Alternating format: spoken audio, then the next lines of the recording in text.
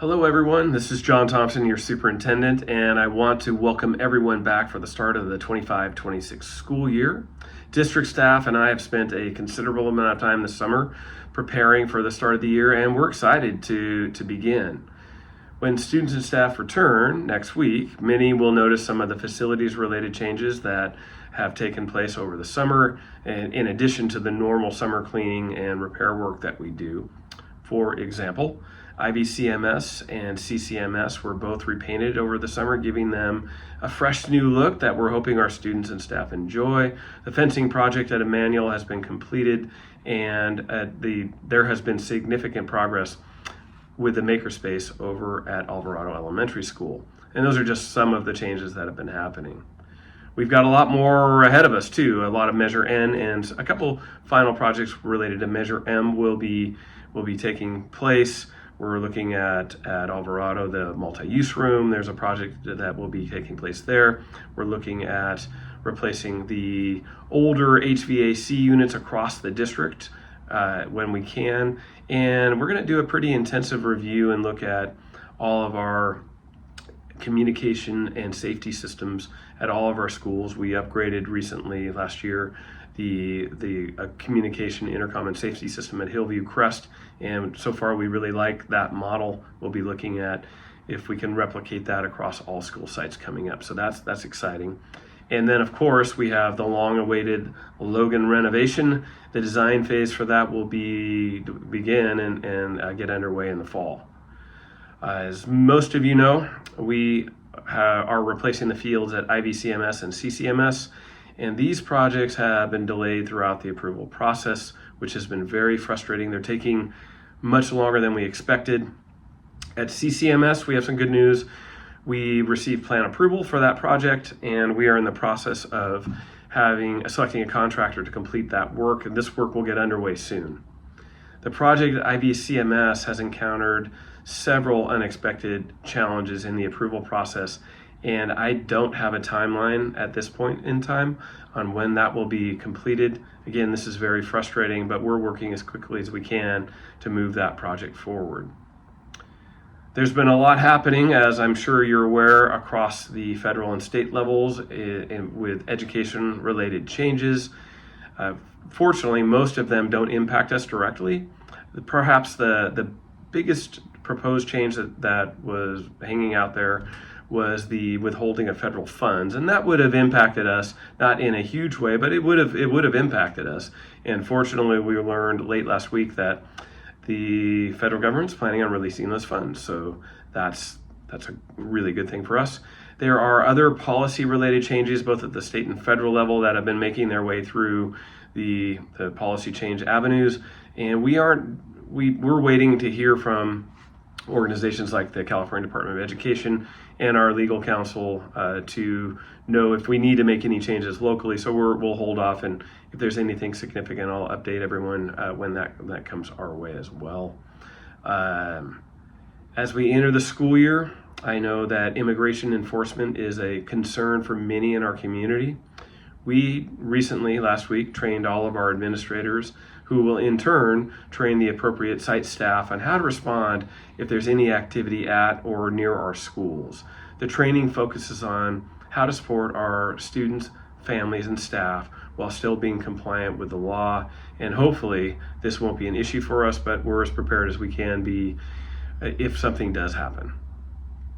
We also have some changes that we're required to make related to cell phones and electronic devices. By the end of this school year, we're required to update our electronic device policy in an effort to try to limit student access to these devices during the school day. So we're piloting a couple different approaches at our school sites. At our two middle schools in James Logan, we will be using a designated cell phone pouch or holder in each classroom. So when students enter the classroom, they'll be required to put their phones or devices into a pouch. They'll stay there throughout the class period, and then when the period's over, they can pick them up and take them with them. At the elementary school level, we have an off and away policy, so students are required to if they bring them, keep them stored away, either in a backpack or whatever kind of storage bag they have, and they need to remain out of sight. Connolly Carabello High School has been using locking pouches. They're often called yonder pouches, where students, when they come in, put their phone in one of these pouches and they're locked throughout the school day, and they are unlocked, and the students get them back at the end of the year. And again, they've been doing that for the last year. It seems to have worked, so we'll continue doing that. And we'll see how it all goes during the fall and make any recommended changes to the board in probably midway through the year, probably after the new calendar year starts in January. We'll see how it goes. Just a reminder, if students choose to bring electronic devices to campus, the district's not responsible for any lost, damaged, or stolen items. And this includes when they're being required to store them. If they bring them, they'll be required, for example, at the middle schools and high schools, to store them in the pouches in the classroom. And if something happens during that time, they're lost, stolen, or damaged, we're not responsible for that. So again, keep that in mind if your students are bringing electronic devices to school. All right, finally, as part of this update, this is the second year of our 3-year strategic plan. There will be a lot of activity this year related to each of our 5 goals. We're excited about the work that we started and will be continuing.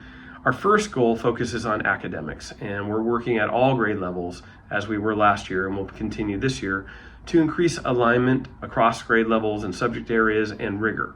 Some examples include the elementary level, launching an AI-related tutoring program for our K-2 students. We're getting into this brave new world here, and we'll see how it goes. We've really researched this, and we're pretty excited about this program, which we think will help both with academic rigor, student comprehension and improvement, and again, alignment as well. So that is something to look forward to. At our middle schools and high schools, we'll be focusing heavily on math and science instruction, so there's a lot of different things going on related to that. Our second goal is related to student support, and which is typically run through our dignity and belonging work. We will continue this year our N-word initiative and our N-word campaign. Last year, each school site rolled out an N-word campaign asking students not to use that word in any context on school campuses. That will continue this year. We're going to launch it at the beginning of this year at all school sites, so that will continue. We will also continue our mental health support for students through Daybreak and through our other mental health resource options for students. And at the elementary level, we're going to be launching something new to, again, help support students. It's called a Positive Behavioral Interventions and Supports Program, often known as PBIS, and that will be coming at our elementary schools. So a lot to continue supporting students and try to even improve that. Goal 3 is about our employees, and we will continue to focus on supporting the professional growth of our employees through a number of different initiatives, and we're going to continue and look forward to partnering with our labor partners to try to find ways to continue to grow and strengthen our relationships with them. Families are the focus of our 4th goal. Last year, I mentioned that we were bringing forward a New Haven app. When we were starting our strategic plan, one of the concerns or one of the desires, wants, or complaints even in our parent community is that you have to go to too many places to find key information like attendance data, grades, that type of thing. So last year we designed and created with some help an app that you can put on your cell phone or other electronic device.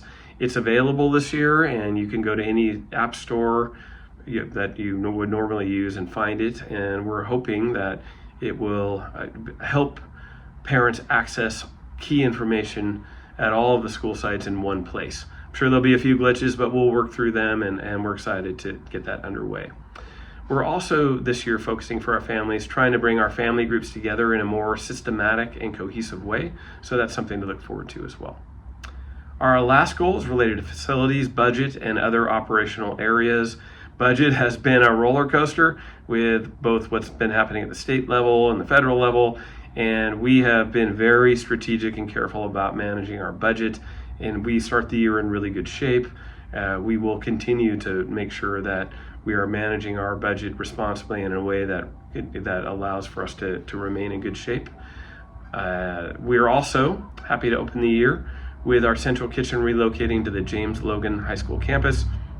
That may not mean a lot for all of you just on the surface level, but what it does mean is that we should be able to prepare better food faster and distribute it more easily to our school site. So that's something that our students will benefit from and hopefully notice throughout the year.